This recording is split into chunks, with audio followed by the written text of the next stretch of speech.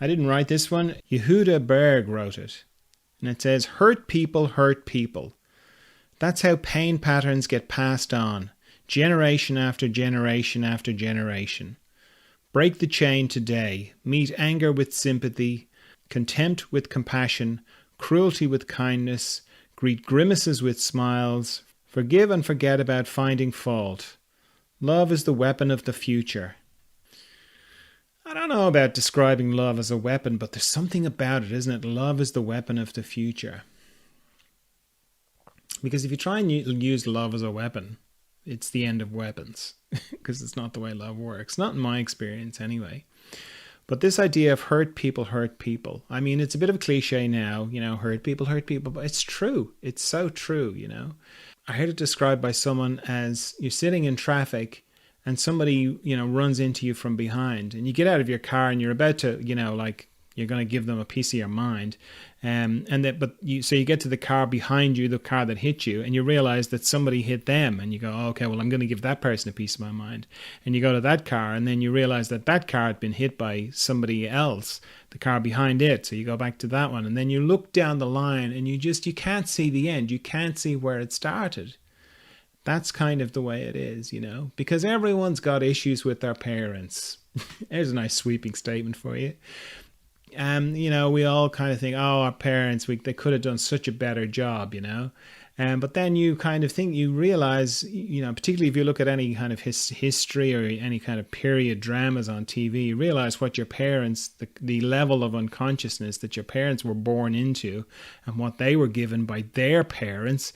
And you go, oh, okay, well, I suppose all things considered, they had a lot more to deal with than I did. And then you think about it's the grandparents' fault.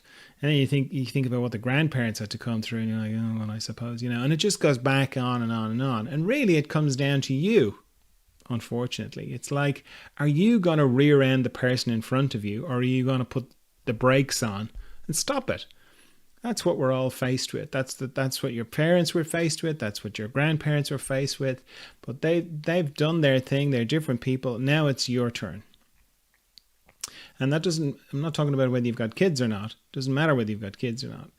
It's like, are you going to pass it forward? Or are you going to absorb it and allow your consciousness to engulf and transform the unconsciousness that was passed on to you? That's what this is saying. Are you going to be a hurt person who hurts other people? Or is it going to stop with you? That's the challenge. And it's very challenging because we've grown up with it. We've been conditioned to pass it forward. And the challenge of our times is to not pass it forward, to transform it. Transform your unconsciousness into consciousness.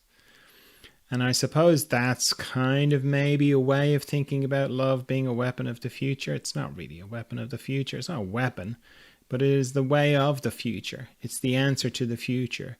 You can look at all the problems in the world. They're all made by people, pretty much.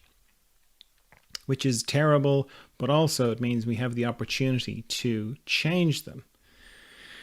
And we've had an experience of how the world can change overnight. We had it 2 or 3 years ago when suddenly we all changed our behaviors all around the world overnight, pretty much.